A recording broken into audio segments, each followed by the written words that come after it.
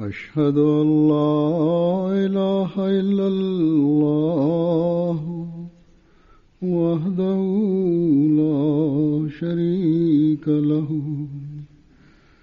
وأشهد أن محمدا عبده ورسوله أما بعد فأعوذ بالله من الشيطان الرجيم بسم الله الرحمن الرحيم الحمد لله رب العالمين الرحمن الرحيم مالك يوم الدين إياك نعبد وإياك نستعين اهدنا الصراط المستقيم صراط الذين أنعمت عليهم غير المغضوب عليهم ولا الضالين. حضرت مسیح موعود علیہ الصلوۃ والسلام ایک جگہ فرماتے ہیں کہ میں اس لیے بھیجا گیا ہوں. Hutuba hii ya halifa mtukufu ni ya tarehe 11 ya Oktoba 2013. Halifa mtukufu ayyadhahullah taala anasema kwamba Sayyidina alayhi salatu wasalam anaandika sehemu moja kwamba mimi nimetumwa kwa ajili ya hii ili niimarishe imani na nithibitishe kwamba Mwenyezi Mungu yupo, kwa sababu hali ya imani ya kila taifa imepotea na wao wanaona imani ni kama mambo ya kale, na hali ya kila mwanadamu inaonyesha kwamba kama anaamini juu ya dunia na mambo yake, na kama anategemea mambo ya dunia na anaangukia dunia, yeye hana imani wala itikadi juu ya akhira. Kama anaamini na ana itikadi juu ya dunia, kwa mdomo anasema maneno mengi, lakini katika mioyo hakuna mapenzi ya dini. Isa alayhi salam alikuta Mayahudi pia katika hali hii, na kama ni hali ya imani inayokuwa dhaifu, vile vile hali ya imani ya Mayahudi pia ilikuwa dhaifu sana, na mapenzi ya Mwenyezi Mungu yalipoa kabisa. Mimi pia nilitumwa katika zama hii, na hali hii ilipatikana katika zama hii.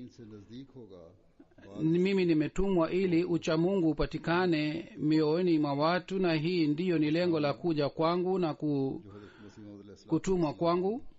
Nimeambiwa kwamba mbingu italetwa karibu na ardhi baada ya kwenda mbali kwake.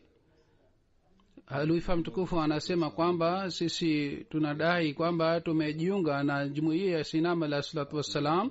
Tunatakiwa tuchunguze amali zetu na vitendo vyetu, kwamba kiasi gani sisi tunatimiza lengo la kuja kwa Sayyidina alayhi salatu wassalam. Sayyidina alayhi salatu wassalam alisema kwamba mimi nimekuja kwa ajili ya kuimarisha imani na kutia nguvu katika imani. Tunatakiwa tuchunguze hali zetu na imani yetu, kwamba je, imani yetu inaelekea kwenye kupata uimara. Amesema imani inaimarika kwa sababu ya kuwa na imani juu ya Mwenyezi Mungu na kuwa na yakini juu ya Mwenyezi Mungu. Sayyidina alayhi salam amesema kwamba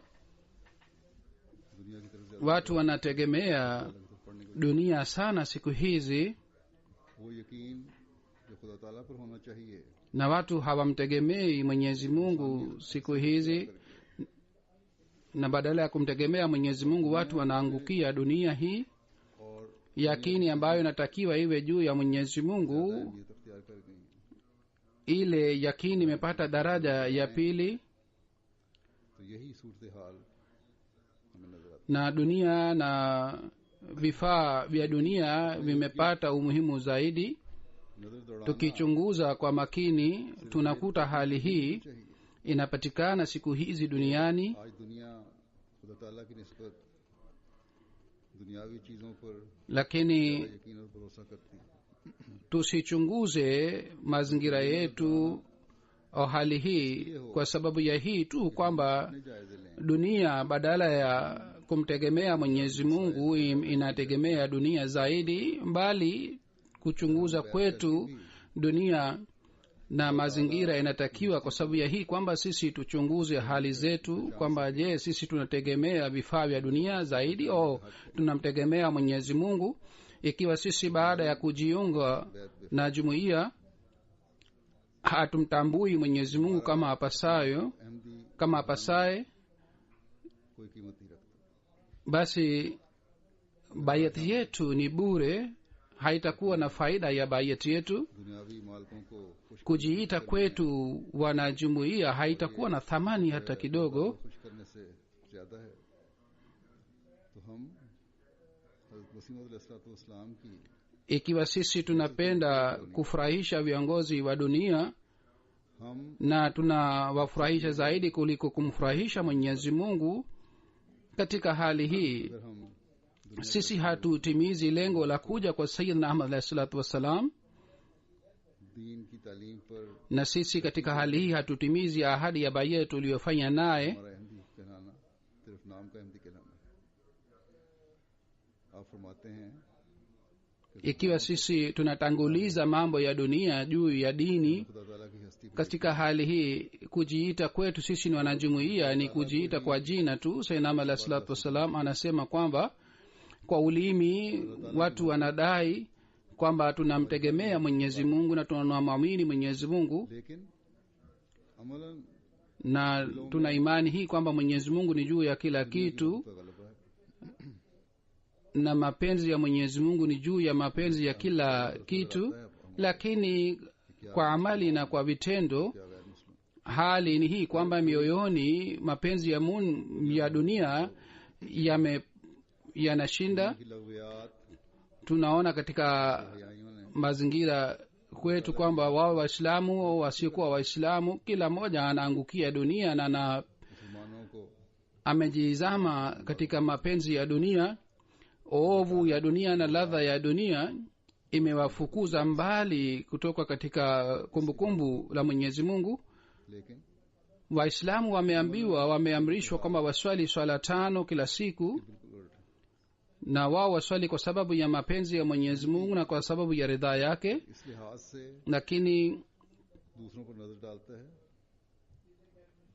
hali kwa vitendo ni tofauti kabisa na hali hii. कि क्या हम अपनी नमाजों को खुदा ताला की Mwanajumuiya moja anapomwangalia अदा कर mwingine na anapomchunguza mwingine, kwanza kabisa anatakiwa achunguze hali yake kwamba je, sisi tunaswali swala sawa na amri ya Mwenyezi Mungu au la? Je, sisi sawa na amri ya Mwenyezi Mungu के इस दावे की tunajitahidi kufanya ibada ya Mwenyezi Mungu au la? Ikiwa hali hii haipatikani, basi मकसद sisi सच्चाई के ज़माने tunakataa madai ya Sayyidina alayhi salatu wassalam आने का मकसद yasemayo kwamba lengo la kuja kwake ni kuimarisha imani ya watu, जिंदा ताल्लुक पैदा करना na lengo la kuja kwake ni kurudisha ukweli uliopotea duniani, और na lengo la kuja kwake ni kuleta mbingu karibu na ardhi, दावे की yani kujenga uhusiano baina ya Mwenyezi Mungu na watumishi wake. हम उस फैज से Bila shaka kwa sababu ya upungufu wa imani yetu na upungufu wa vitendo vyetu हमारे ईमान haileti madhara जुबानी दावे wala upungufu katika madai ya Sayyidina alayhi salatu wassalam, lakini sisi hatukuweza kupata baraka ambayo inapatikana kwa sababu ya kuja kwa Sayyidina alayhi salatu wassalam. Na kusema kwetu kama sisi tunaamini ni madai ya ulimi tu, कमजोरी है badala ya kumchunguza mtu mwingine kwamba yeye anafanya nini, imani yake ni namna gani, au amali zake ni za aina gani, au kasoro gani inapatikana ndani yake. Kila maana jumuiya anatakiwa ajichunguze na achunguze amali zake na kwamba yeye anafanya nini na kiasi gani anatimiza ahadi ya bayati yake, kiasi gani anatimiza lengo la kuja kwa Sayyidina Ahmad alayhi salatu wassalam, kiasi gani anajitahidi kufanya vitendo vizuri, kiasi gani anaboresha hali ya hulka zake, kiasi gani anatimiza ahadi yake hii kwamba nitatanguliza dini juu ya dunia kila wakati. Sayyidina Ahmad alayhi salatu wassalam alituwekea masharti 10 ya bayat kwa kusema kwamba ikiwa mnataka kujiunga na jumuiya yangu au mnataka kujiita na kukuwa wanajumuiya hasa, basi katika hali hii mnatakiwa muwe na uhusiano mzuri nami, na hali hii itapatikana wakati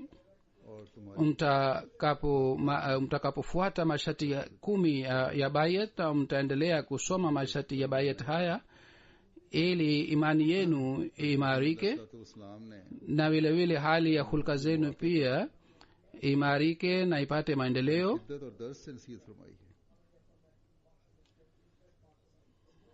Sayyidina Ahmad alayhi salatu wassalam mara kwa mara alitusihi sana kwamba nyinyi ambao mnajinasibisha kwangu, ikiwa nyinyi baada ya kujiita wanajumuiya mabadiliko makubwa hayapatikani ndani yenu, katika hali hii haitakuwa tofauti baina yenu na baina ya wasiokuwa na jumuiya.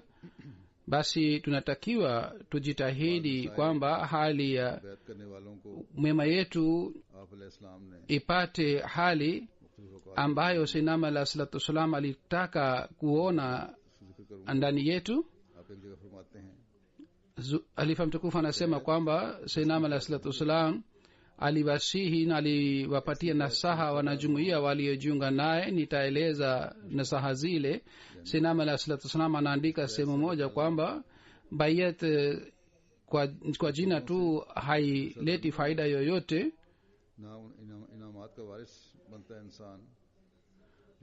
kwa sababu ya bayat ya aina hii mtu hapati baraka na fadhila za Mwenyezi Mungu, wala hapati neema za Mwenyezi Mungu ambazo Mwenyezi Mungu ameziwekea kwa ajili ya yule anayefanya bayat. Yeye atapata neema na baraka za Mwenyezi Mungu wakati atapata maendeleo katika imani, na kwa mapenzi anakuwa pamoja na yule aliyefanya bayati yake, na ajenge uhusiano wake na Mwenyezi Mungu. Kuimarisha uhusiano ni muhimu sana. Ikiwa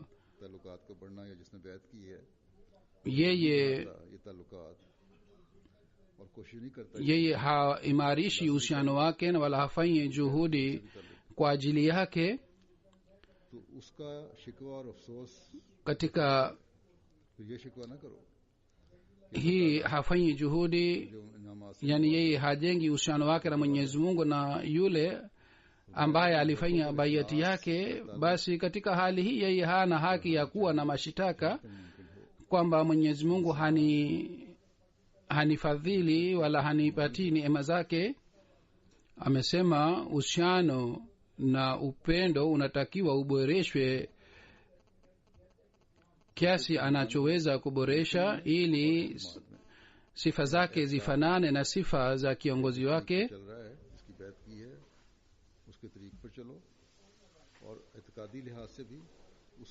na afanane katika imani yake na katika vitendo kiongozi wake और इबादत की तरफ झुकना चाहिए. yeye anatakiwa afuate nyayo za kiongozi wake. फिर शाम तक kisha anasema sinama alah salatu wassalam kwamba mtu anatakiwa और इबादत afanye ibada bila kuchelewa सुबह से शाम तक tangu kutoka asubuhi mpaka आपने हासिल किया है. jioni anatakiwa achunguze amali zake na ibada zake ये मत ख्याल करो कि बैत कर लेने से ही na खुदा ताला mujichunguze kwamba umepata nini tangu asubuhi mpaka jioni. kisha anasema senama alah salatu wassalam मगज तो उसके अंदर है, msione msidhani kwamba kwa kujiunga na jumuiya mwenyezi mungu ataridhika, मगज उसके अंदर होता है, kwa sababu hii ni ganda tu. चीज नहीं mbegu inapatikana ndani ya ganda ile, जाता है. na hii ni kanuni ya mwenyezi mungu kwamba inakuwa ganda na mbegu inakuwa ndani ya ganda ile. मुर्गी की हवाई ganda haileti maana yoyote wala faida yoyote, lakini ni mbegu tu ambayo inaleta faida. wapo wengine ambao wanakuwa aina hii kwamba wanakuwa bila mbegu, bila kiini cha kitu, na wanafanana na mayai ya kuku ambayo yanakuwa bila kiini yai ambayo hayafai na wanatupwa kama kitu kisichofaa. vile vile yule mtu ambaye anadai kwamba amefanya bayet na ana imani, ikiwa hana kiini cha mambo haya yote mawili, yani hajui uhakika ya bayet na imani ni nini, na vitendo vyake havifanani na bayet na imani, basi anatakiwa awe ईमान का दावा करता है na उसको टटोलना fikira ya imani yake. pengine yeye pia atatupwa kama mayai yanayokuwa bila kiini yai. जब तक मगज पैदा ना हो ईमान na vile vile yule anayedai kufanya bayet na anadai kwamba ana imani, ajichunguze kwamba je, yeye ni ganda au ye kiini cha imani inapatikana ndani yake. ikiwa kiini cha imani haipatikani ndani yake, basi itikadi na bayet na imani na kuwa mfuasi, yeye hawezi kuwa mwislamu halisi, na madai yake ya kuwa mwislamu si sahihi, na kusema kwake kwamba anatii na anasema amefanya bayet au kwa itikadi के बाद nina yakini भी तरक्की होनी चाहिए. mimi ni mwislamu halisi. sayyidina al-islam amesema haya yote ni madai tu, ikiwa asili haipatikani katika imani yake. baada ya bayeti inatakiwa maendeleo yapatikane katika imani na katika mapenzi, उसके सबसे प्यारे रसूल na mapenzi ya mwenyezi mungu yawe juu ya mapenzi yote, na hii ndiyo aliyosema mwenyezi mungu. kisha kwa sababu ya mapenzi ya mwenyezi mungu और आपस में एक दूसरे से मोहब्बत हो. anatakiwa ampende mtume wake mpendwa wake mtume muhammad sallallahu alaihi wasallam, na ampende sayyidina alayhi salatu wassalam, na apende uhalifa pia, kisha wapendane pia wote wanaofanya bayet. kisha alisema sayyidina alayhi salatu wassalam kwamba mupate utii wa hali ya juu, na utii si huu kwamba तवीलें पेश करनी शुरू कर दी. mnakubali maamuzi ya halifa na nizamu ya bayet yanayokuwa sawa na maoni yenu. ikiwa maamuzi yanakuwa kinyume na maoni yenu, basi mnaanza kuleta udhuru na mnaanza kuleta malalamiko. amesema sayyidina alayhi salatu wassalam kwamba ikiwa mnadai kwamba umefanya bayet, दीदी का दावा basi katika hali hii mnatakiwa mufanye utii mkamilifu. अमल करने का दावा या मुसलमान होने का दावा, तभी हकीकी basi madai ya bayet na itikadi na kuwa mfuasi कि आज बैत करने के बाद मेरा सब कुछ na madai kwamba tunafuata islam halisi yatakuwa madai ya hasa wakati इसके दीन के लिए है. wakati anapotangaza kwamba baada ya kufanya bayet mimi si miliki kitu changu chochote, bali yoyote ninayo ni ya mwenyezi mungu na ni kwa ajili ya dini yake. रखो कि बैत के बाद na hii ndiyo ni lengo la bayet, kwamba mtu ajiuze. अगर बैत के बाद अपनी हालत kisha sinama alayhi salam kwa kumpatia nasaha rafiki yake moja alisema kwamba साफ है, kumbuka, baada ya bayet kuleta mabadiliko mazuri ni muhimu. उसको कम नजर ikiwa baada ya kufanya bayet mabadiliko hayaletwi, वजीचा इत्फाल basi katika hali hii बैत करना ni sawasawa na kuitania bayet na sawasawa kutokuheshimu bayet. दरअसल वही बैत करता है Bayet si bustani ya watoto, yani si mchezo, और एक नई जिंदगी शुरू bali bayet inatudai kitu fulani. तब्दीली करनी Kwa hakika anafanya bayet yule tu अल्लाह ताला के ambaye maisha yake ya zamani yanakufa na anaanza maisha mpya, अल्लाह ताला ता फरमा रहा है na katika kila jambo analazimika kufanya mabadiliko kwa fadhili za Mwenyezi Mungu. Mwenyezi Mungu alimpatia Sinama alayhi salatu wassalam wafuasi wa aina hii kwamba वालिग हैं ambao baada ya kufanya bayet wanaleta mabadiliko mazuri ndani yao, na wasiokuwa wanajumuia wao pia wanakiri kwamba wanajumuia wanakuwa na hali hii. तो गए Mbashiri wetu wa Burkina Faso anaandika kwamba safari moja kuna kijiji kitwacho Dinia, जमात alienda kule kwa ajili ya kutembelea jamaat, काफियों का जोर है na jamaat hii ni mpakani mwa Mali, na upinzani upo sana kule kwa sababu kule pia Wahabi wanapatikana. ये इमाम साहब मस्जिद के हैं Kule imamu wa misikiti fulani Vidragu Yakubu Saheb aliniambia kwamba kwa kuwa na hali hii kwamba upinzani upo hapa, कि इस गांव में 3 बेहतरीन मुसलमान हैं Zuna anasema kule mashekhe si kama mashekhe wa Pakistan, तीनों का ताल्लुक जमात अहमदिया से है wao wanaheshimu jumuiya. Yule shekhe anasema sisi मुखालफिन को ये कहने tunaamini kwamba katika kijiji hiki Waislamu hasa ni watatu tu, na wale wote watatu ni mfano kwa ajili yetu, na hawa wote watatu ni wanajumuiya. Kwa hiyo Mwenyezi Mungu aliwalazimisha wapinzani kwamba waseme दूसरों के लिए kwamba kwa fadhili za Mwenyezi Mungu baada ya kujiunga na jumuiya mabadiliko mazuri yanapatikana ndani ya watu. अगर तबलीग Wale wanafanya bayet kwa kujua uhakika wake, wao wanakuwa mfano kwa ajili ya wengine, na huu ndio ni mfano ambao unafungua njia mbalimbali za mahubiri. होंगे कि लोगों को Ikiwa sisi tunataka kupanua viwanja vya mahubiri, kila mmoja wetu तबलीग के मैदान खुले aishi sehemu yoyote, anatakiwa जैसा कि aonyeshe mifano ya aina hii kwamba watu wavutike, na kwa sababu ya hii viwanja vya mahubiri vitafunguliwa kwa ajili yake, तो फरमाई है kama alivyosema Sayyidina alayhi salatu wassalam kwamba मयार tunatakiwa tupate ile hali ambayo alitutegemea kwamba हालत में tuwe na hali hii ile.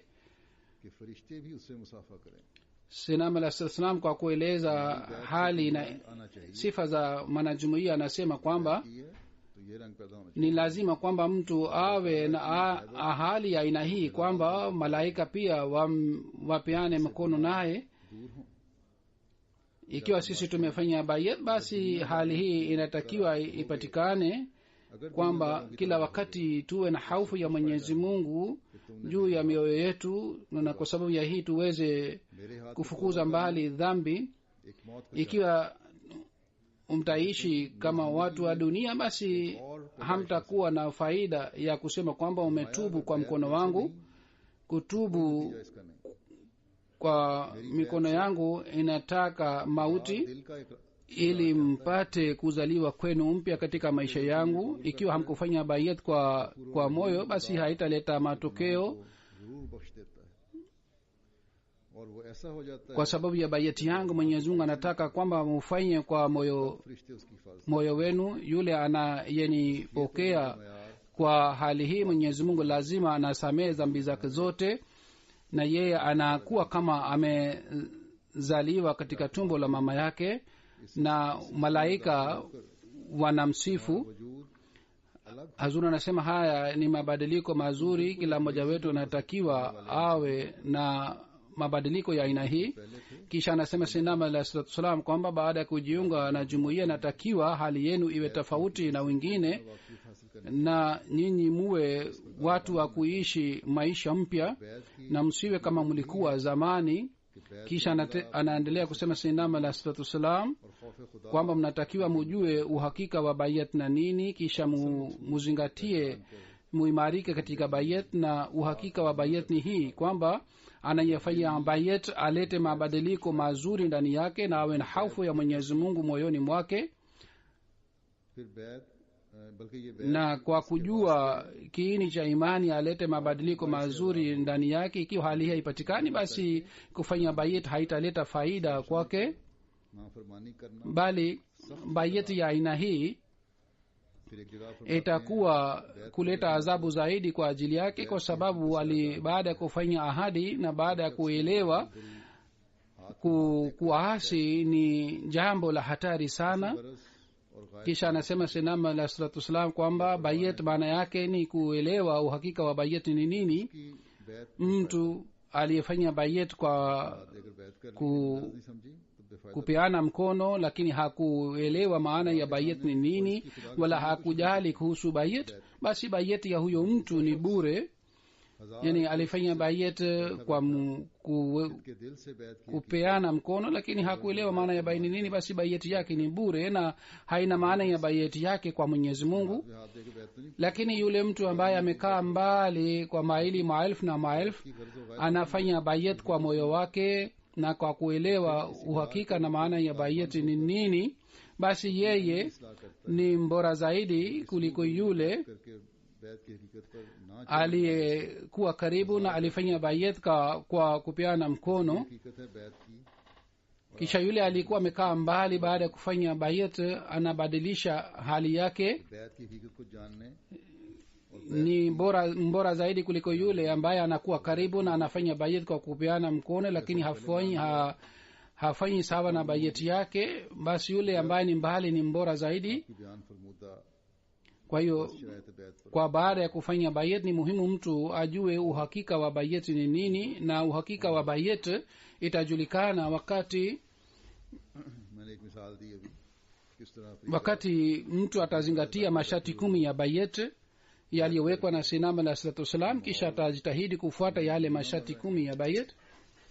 Nimetoa mfano moja mbele yenu kwamba namna gani mtu aliyekuwa amekaa kijijini cha Afrika na wao baada ya kufanya bayat wanakuwa mfano kwa ajili ya wengine, na wapinzani pia wanalazimika kusema kwamba ikiwa mnataka kujua na kuona Waislamu hasa, basi muone hawa wanajumuia. Hii ndiyo ni mifano ambayo tunatakiwa tuwe nayo. Natoa mifano mingine ya wanajumuia wapya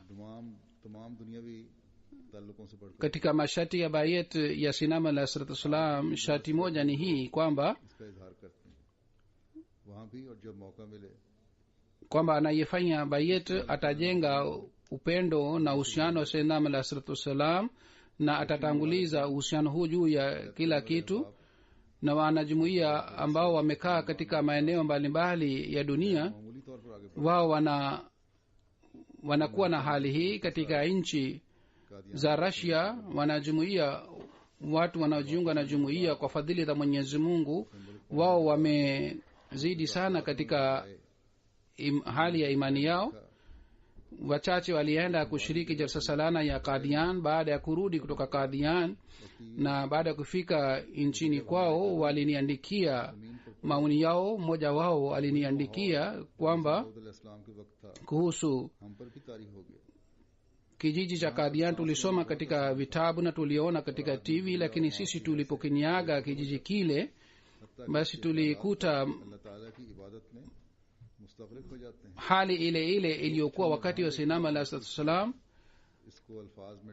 Na baada ya kufika kule, mtu anaghafilika katika dunia na anajizama katika ibada ya Mwenyezi Mungu. Yoyote tuliona kule sisi hatuwezi kueleza katika maneno. Kisha mtu mmoja mwingine aliandika kwamba kwa fadhili za Mwenyezi Mungu nilibahatika kufika Qadian, na sawa na amri ya Mtume Muhammad sallallahu alaihi wasallam nilipata bahati ya kumsalimia Sayyidina alayhi salatu wassalam. अपना सामान mara ya kwanza nilisikia sauti ya azana kutoka msikiti wa ahmadia. Huzuri anasema kwa sababu katika Russia pia kuna marufuku kwamba hawaruhusiwi kutoa azana. नमाज अदा कर Kwa hiyo huyu bana anasema kwamba niliweka mizigo yangu haraka haraka, na wakati wa kutawadha nilianza kufikiria kwamba msikiti huu ni msikiti wa Sinam alayhi salatu wassalam. अपने बाकी भाइयों की Kwa hiyo nikaswali raka mbili ya swala, kisha baadaye nikamuuliza mtu mmoja kwamba je, msikiti huu ni msikiti wa Mirza Ghulam Ahmad Qadini alayhi salam? Lakini yeye akasema hapana, msikiti huu ni msikiti Baharun Anwar. Kwa hiyo nikapata huzuni, na kwa hiyo nikamwendea wenzangu na nikawaambia hali hii. Kisha tulienda katika kaburi la Sinam alayhi salatu wassalam na tukafanya maombi kule, na moyo wangu ulikuwa umejaa kwa imani na hali siwezi kueleza hali ile. मस्जिद नूर भी गए, इन जगहों पर दुआ की Tulienda katika msikiti wa Baitul Fikr, Baitul Dua, na nyumba ambapo Sinam alayhi salam alizaliwa na aliishi, na mahali ambapo alifunga saumu, na katika msikiti wa Sinam alayhi salam pia tulienda na tulibahatika kufanya maombi kule. Basi tulibahatika kufanya hayo yote, na kwa sababu ya hii hali tulikuwa nayo hatuwezi kueleza. जिनको ये मौका नहीं मिला। Kwa hiyo mimi naona kwamba mimi ni mwenye bahati nzuri sana kwa sababu nilibahatika kwenda kule. Huzuri anasema hawa ni watu ambao wanaishi katika nchi mbalimbali za dunia. Wapo wengi ambao hawakupata bahati ya kwenda kule Qadian, lakini रियाज से ज्यादा mioyo yao imejaa kwa imani na mapenzi, na wao wenyewe pia wananiandikia, भूल गया हूँ na mimi nashangaa kwa kuona hali ya imani yao na mapenzi yao. और बड़ा लंबा सफर करके आए। Wao wanazingatia hali ya imani yao zaidi kuliko dunia. Hivi karibuni nilipokwenda Singapore kutoka Indonesia, watu wengi walikuja Jadad तो वो na walikuja kwa mbali sana. Wapo wengine waliokuja kule, miongoni mwao wengine walikuwa hawana nauli, kwa hiyo walikuwa उन्होंने दुआ की na shamba au property. Baada ya kuuza shamba au property waliipata nauli, kisha walikuja kushiriki jalsa salana. Na wakati wote waliposema कि हमसे जाया ना हो। kwamba nifanye maombi kwa ajili yao, hawakusema kwamba nifanye maombi kwa ajili ya dunia, bali walisema kwamba nifanye maombi watoto wao wabaki juu ya dini, वही kwa sababu neema tuliyopata isije ikapotee. Na hii ilikuwa hali ya wanawake na wanaume. फिर एक और Kisha mapenzi yao ya uhalifa ulikuwa ya aina yake, na hii ilikuwa kwa ajili ya Mwenyezi Mungu tu. France से Kisha natoa mfano mwingine नौवाए ambayo ni kutanguliza dini juu ya dunia, na vile vile जब इनको hali ya udugu pia inapatikana. जून के Kutoka France, Amir Saheb anaandika kwamba जिसमें mwanajumuiya mpya Abdul Aziz Saheb alikuwa anatafuta kazi. शामिल होना है Katika hali hii alipoambiwa kwamba mwisho wa Juni jalsa salana ya Germany itafanyika, और उनकी बड़ी ख्वाहिश है na aliambiwa kwamba Halifatul Masih pia atashiriki mkutano ule, akasema lazima atashiriki mkutano ule, कहते हैं 2 जून na ana hamu दोबारा रब्ता किया गया ya kukutana na Halifatul Masih. कि आज ही एक मुलाजमत मिली है, Limradi tarehe 2 ya Juni यहाँ करेंगे तो इस बात alipoulizwa kwamba je, anataka kwenda Germany, akasema kwamba leo nimepata kibarua au kazi. कि आजकल हैं Ikiwa mwanzoni nikienda nisipokwenda kazini siku 4 lazima nitakosa kazi hii बेरोजगार na nitafukuzwa kazini. Hazur anasema huyu ni mwanajumuiya mpya, na hali inayopatikana katika nchi za Ulaya ni aina hii kwamba kazi haipatikani. पर जाएंगे।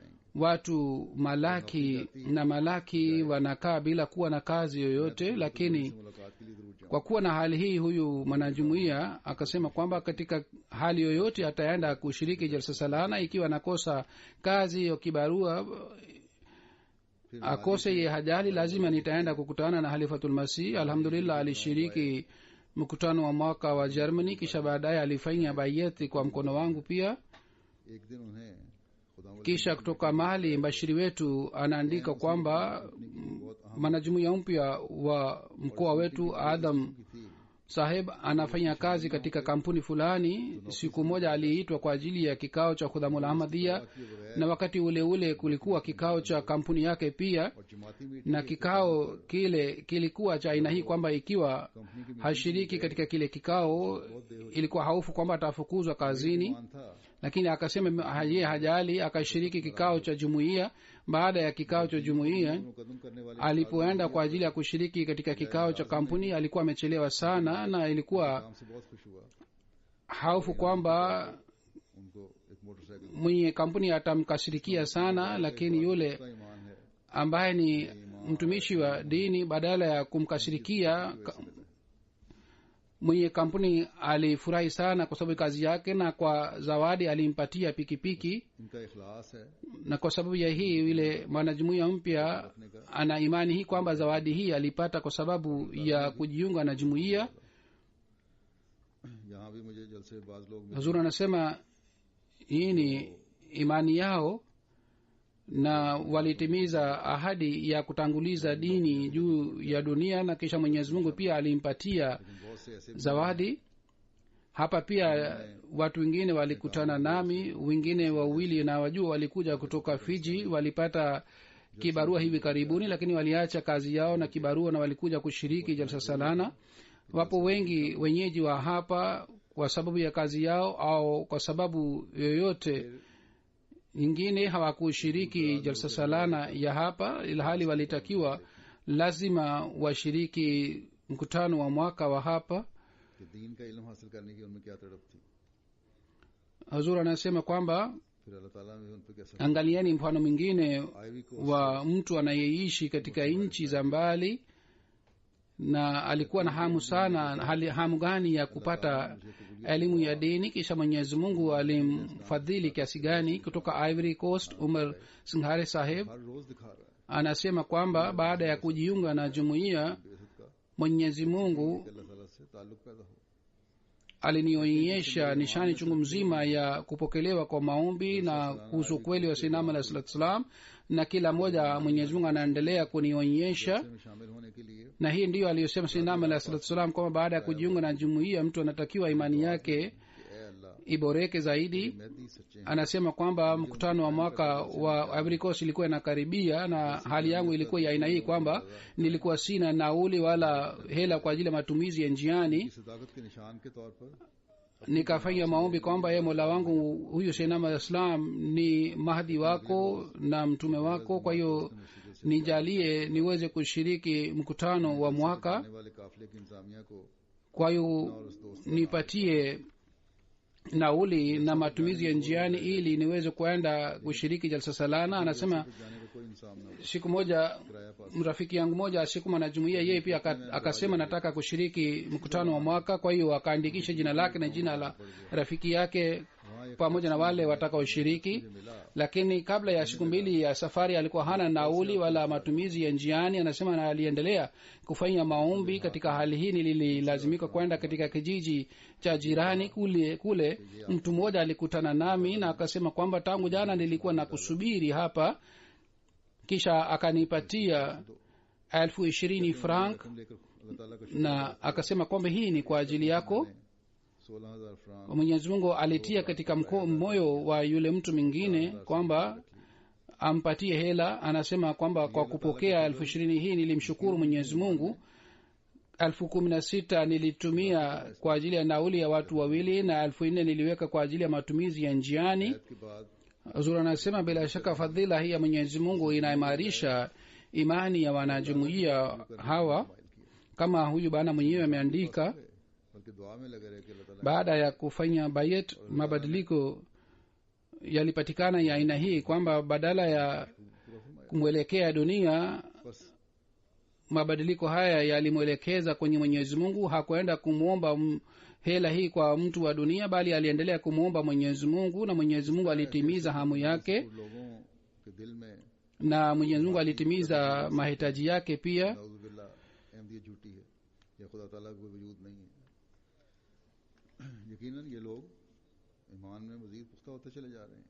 Basi namna gani watu wanaweza kutia shaka katika mioyo ya watu wa aina hii kwamba Mwenyezi Mungu hayupo au Sayyidina Islam si mkweli?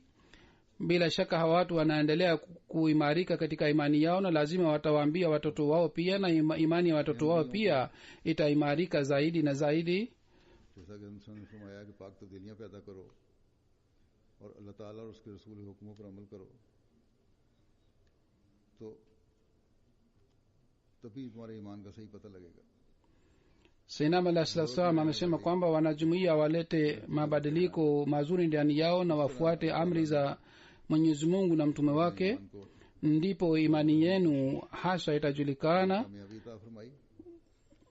Sasa naeleza tukio la binti anayeishi katika nchi za Ulaya, namna gani Mwenyezi Mungu alimfanikisha katika kulinda imani yake na alimjalia baraka zake. Mbashiri wa Switzerland anaandika kwamba binti moja ambaye alikuwa anasoma katika chuo, na siku 2 alikuwa akienda chuoni na siku 3 alikuwa akifanya kazi katika kampuni fulani, na katika kampuni ile alikuwa yeye peke yake Muislamu. Kampuni ilimpatia nafasi kwa ajili ya kusali swala. Yeye alipoanza course yake katika kampuni ile, kampuni ilianza kupata faida kubwa sana. Katika muda mfupi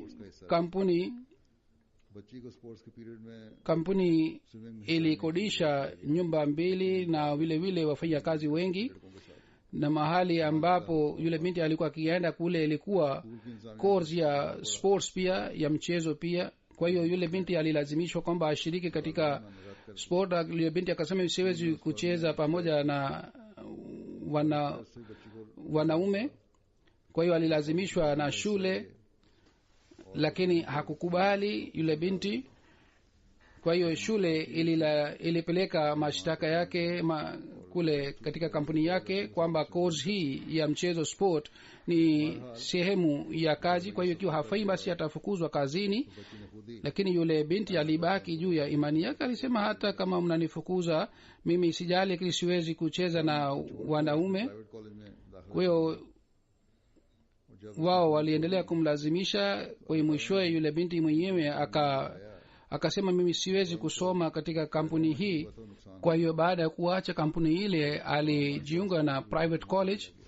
Alipoacha kampuni ile, Mwenyezi Mungu pia alionyesha nishani kwamba faida iliyokuwa ikipatikana kampuni ilianza kupata hasara na kazi ilipungua sana, na watu walifukuzwa katika kampuni ile kwa sababu ya hasara.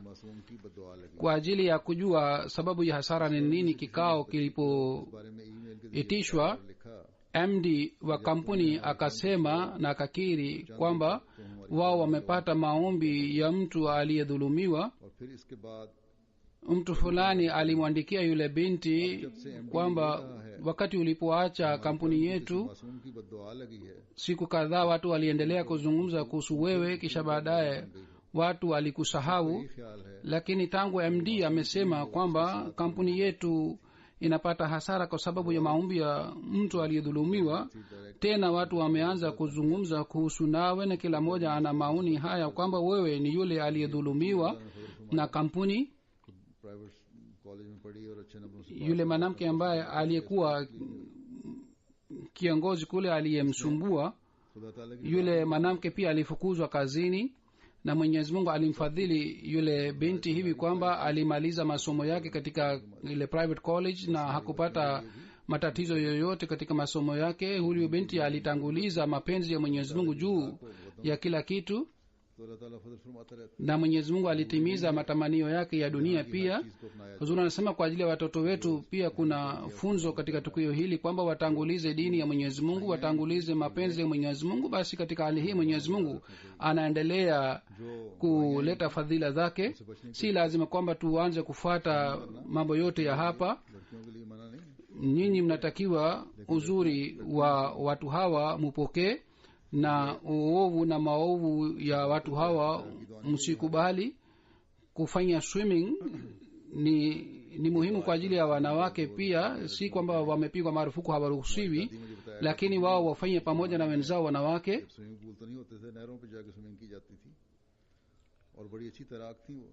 hazur anasema siku hizi wanasisitiza kwamba wanawake wafanye swimming, lakini bibi yangu ananiambia kwamba wakati kulikuwa hakuna swimming pool na walikuwa wakiogelea katika mito, na bibi yangu alikuwa akiogelea vizuri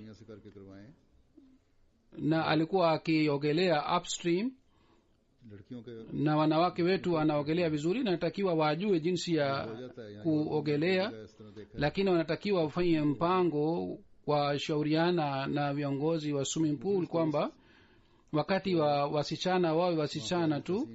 Na huzuri anasema hii inawezekana, nimeona katika nchi za Ulaya inawezekana ikiwa wanafanya juhudi na wanaomba wanapewa nafasi. Rafiki yetu moja mwanajumuiya moja amesifiwa sana huko Ghana, bana Said Saheb. Yeye ameteuliwa kuwa hakimu wa appeal court.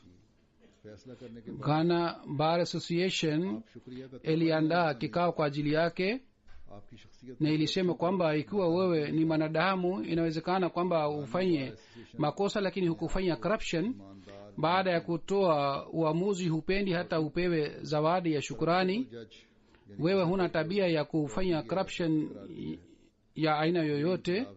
Ghana Bar Association imempatia lakabu ya mtu ambaye hana corruption na ni mtu mwaminifu. Huyu Hazur anasema hii ni lakabu ambayo baada ya kujiunga na Sinam alayhi salatu wasalam mtu anapata. Mkiona mahakimu wa Pakistan kule wanatoa uamuzi, lakini kwa sababu ya mamulla wanabadilisha uamuzi. Maamuzi mengi yalitolewa katika haki ya wanajumuiya, lakini baadaye High Court au Supreme Court ilibadilisha uamuzi ule kwa sababu ya hofu ya mashehe. Basi sifa hizi ni sifa za wanajumuiya kwamba ni waaminifu, na kila mwanajumuiya anatakiwa apate sifa hii. Mtu asiweze kumlaumu kwamba yeye amefanya mabaya. Sayyidina alayhi salatu wassalam alioweka masharti ya bayet, mmoja wao ilikuwa hii kwamba atawafaidisha viumbe vya Mwenyezi Mungu. Wasiokuwa na jumuiya wao wanasema nini kuhusu hii? Naeleza mfano wake mmoja hapa. Rais wa nchi ya Sierra Leone alishiriki katika jalsa salana ya 52 ya Sierra Leone na alisema kwamba mimi nafurahi sana kwamba nimeshiriki katika jalsa salana ya jumuiya na mpango muhimu wa taifa. Nimekuja hapa kwa ajili ya kutoa shukrani kwa sababu ya huduma za jumuiya zinazotolewa, na kwa kuwa rais ya nchi nimekuja kusema hii pia kwamba serikali ya Sierra Leone na wananchi wa Sierra Leone wanaheshimu sana jumuiya. Moto hii ya love for all, hate for none, yani mapenzi kwa wote, si chuki kwa yeyote, si kwa ulimi tu bali kwa vitendo. Wanajumuiya wanathibitisha hii. Ndiyo ni sababu kwamba kwa ajili ya kuwapatia elimu watu na kwa ajili ya kuwapatia matibabu, jumuiya imefungua shule na hospitali, na wananchi wetu wanapata faida kutoka katika shule, na si chuki kwa yeyote. Mfano wake ni hii kwamba jumuiya imefungua hospitali kwa ajili ya kutoa huduma za matibabu, na watu wanapata faida kutoka katika hospitali za jumuiya. Ninaona kwamba sisi sote tunatakiwa tufanye kazi pamoja nanyi na tuwasaidieni. Mimi nimekuja hapa kwa kuwa rais wa nchi ili niwapongezeni kwa sababu ya kazi hii mnayofanya, na niweze kuwaambieni kwamba mimi na wananchi sisi tunafurahi kwa sababu ya huduma zenu na tunatoa shukrani sana. Hazuru anasema watu kutoka Arabuni bado hawajafika hapa, lakini jumuiya kwa sababu inaendelea kuenea kwa kuona maendeleo ya jumuiya kutoka katika serikali mbalimbali. Wakilishi wameanza kuja kule na wameanza kusema kwamba watafungua shule na watafungua hospitali pia.